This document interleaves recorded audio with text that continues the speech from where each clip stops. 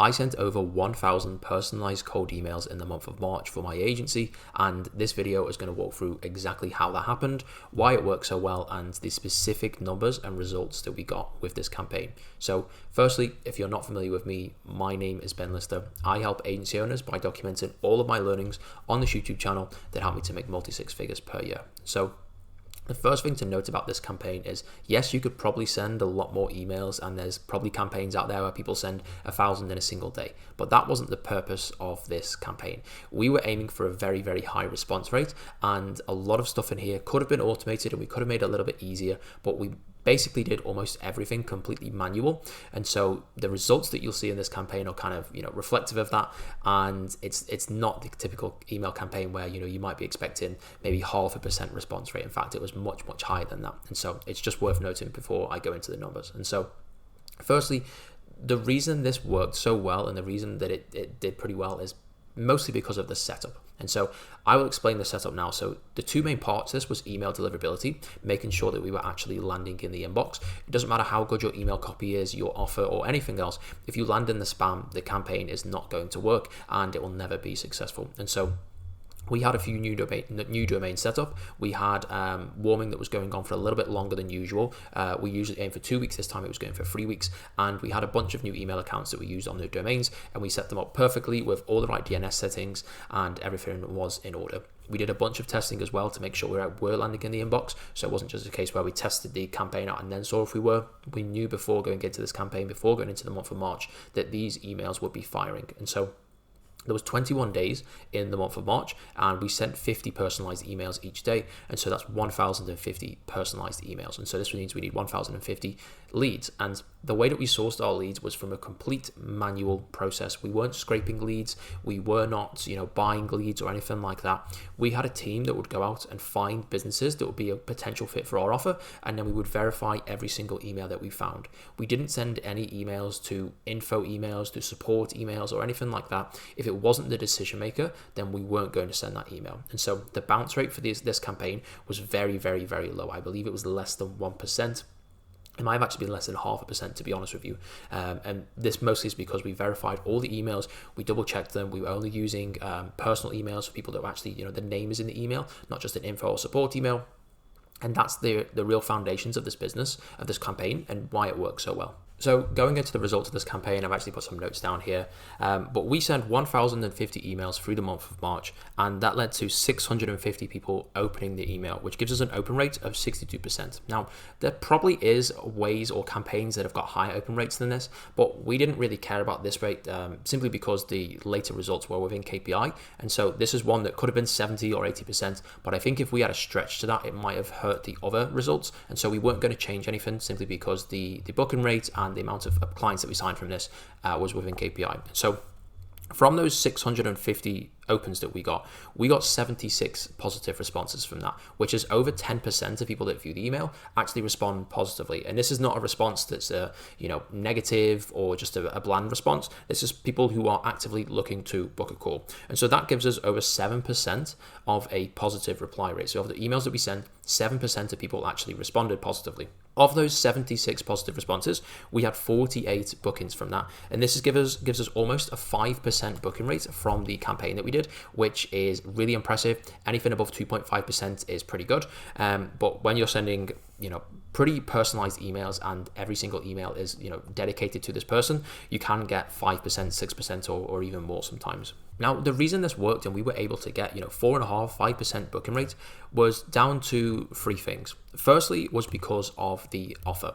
The offer that we have right now is a really, really fantastic offer. It's a pretty performance-based offer. A lot of our clients have no risk to coming on board, and it's an offer which a lot of people in our niche really do suffer with, and it's something which is a strong pain point with our niche. I think a lot of people are maybe doing, a certain marketing service or a certain service for a niche that doesn't actually really need that service all that much. But when I speak to potential agencies or potential clients that could be, we could work with, 90% of them would be interested in our service at some point through their lives. It's only very small agencies or very specific agencies that run a specific service who wouldn't actually be in need of more clients, more appointments. And so the pain that our niche and our industry has is very, very high. And so if we bring them an offer which has low risk on their side, very little downside, and we have the testimonials and the case studies and the reviews to back it up, which we can throw in there as well, it's a pretty no-brainer. And this is why we get so many positive responses. The next is the copy. Now, we've tried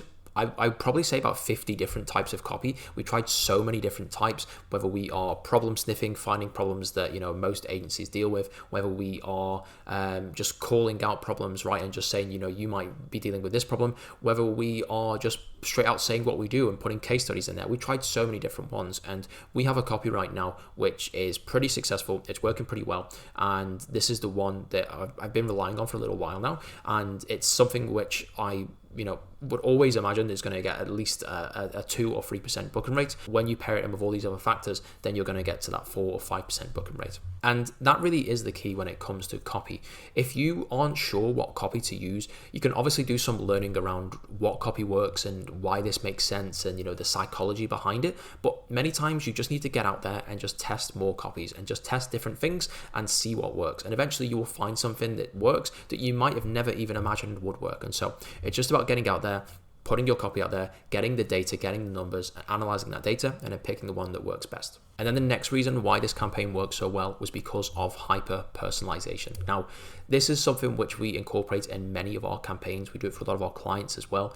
This can be something along the lines of a Loom video that is personalized, right? That is specific to that person. This can be a video of yourself. This can be some very specific lines in there. We're testing out some new campaigns right now where we talk about the number of Google reviews a business has, or let's say the rating of Google reviews. And so we've had clients where they are focusing on the Google reviews for their clients. And so we can incorporate that into our copy, and we can say something along the lines of, hey, John, I like the look of John's roofing company. Looks like I've seen you have 200 Google reviews and you have a rating of 3.9. Let me show you how we can get this to 400 and get this to a 4.9. Something along those lines. Super, super personalized. Many people would think there's no way that this can actually happen. We can actually pull those reviews off and say, I saw you had this 1-star review. I can show you how we can improve this so you can get more 5-star reviews or whatever it may be. And, when we have that heavy level of personalization, or the hyper personalization, there is no way that anyone thinks it's automated, and that really helps to connect with the person who you are sending the email to. Now, you're probably wondering what happened with those 48 bookings. Well, the results from the calls itself were pretty good, and we have a pretty solid sales system in place. And so we had 48 bookings from that. 40 of those calls showed up, so it's about 83% short rate, which is about as good as it gets, to be honest with you. You can't really go above 85% consistently that I found.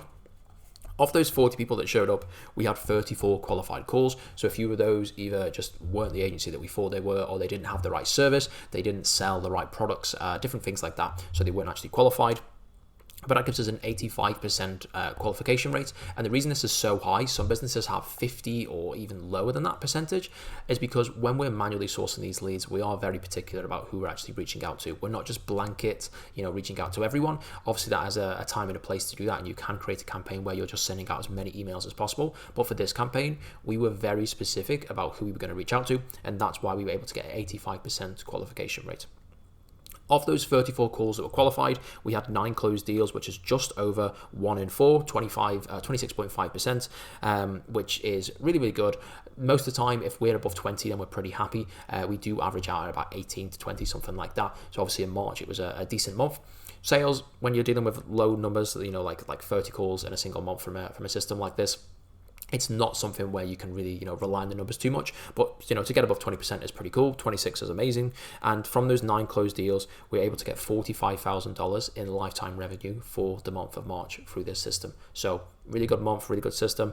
And yeah, worked pretty well. And so the reason why our sales system works, well, one of the reasons is because we have the right mindset when we go into these calls. When you have to pair the appointment booking strategy and the sales system together. There is no point in getting people on a call and promising the world if then on a sales call you reveal that you don't actually get that right. It's much less, and the offer's not as good as it was. And so if the appointment booking strategy and the sales system are not in sync, they are not together, they do not make sense when they're paired together, then you're not going to get as many sales as you would want. And so we understand that when we are reaching out to these people, when we are reaching out to these businesses, it's a different sale than if someone is coming to you through an inbound channel, or whether it's a paid advertisement, for example, and someone's agreed to jump on a call from a paid advertisement. Every single time that you have these calls with someone from an outbound perspective, you need to sort of understand and recognize that this person doesn't actually know you all that well. And so we've really dialed this in because an awful lot of our calls come from outbound, awful lot of our clients come from outbound. And so there's a very specific way of building rapport and asking the right questions and really letting the person know and understanding with them that, you know, you're the one that's come to them, right? You're making a pitch to them. And when you have that down and when you really lock that in and the person on the other end knows that you're not just sort of like pushing with them, then you're able to get a lot of sales from this. And so it's very difficult to explain how this actually works, but a lot of time comes down to the questioning. If someone comes to you, for example, you can ask them, you know, what problems do you have? Whereas if you're going to them, you need to ask the questions so that you reveal the problems and you can understand what is going on here. Because of course they jumped on a call because they have the problem, but you need to find out what specifically that problem is. And so if someone jumps on with you, they can just tell you, hey, I'm having this problem. But if they've agreed to jump on a call, if you've initiated that, hey, let's jump on a call, and they say, yeah, sure, you can't then turn around and say, okay, what's the problem? You have to ask questions. Okay, like how many appointments are you booking? What's going on here? Did you make more money before? You know, what kind of system do you use right now? Do you think you can hit the goal that you have with the current systems? All this kind of stuff. And so that's a really key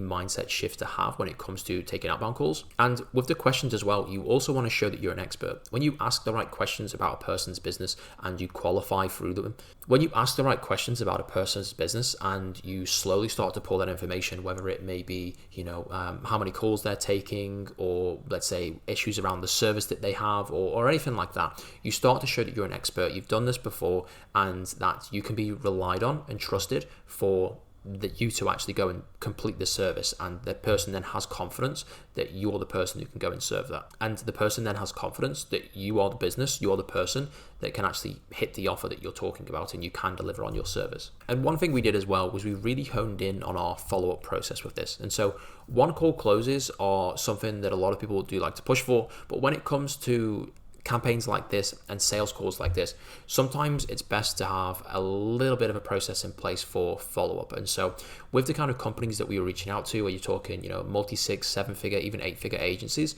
what we want to do here is have a process in place so that we're following up with them regularly, because there's many people that are going to be involved in this decision-making decision-making process. And we had a few clients that we signed here that are pretty corporate. You know, it's not just a case where we can just send a payment link and they will go and pay for it. There's an accounting team or a finance team or a payments team and all that kind of stuff that we need to deal with.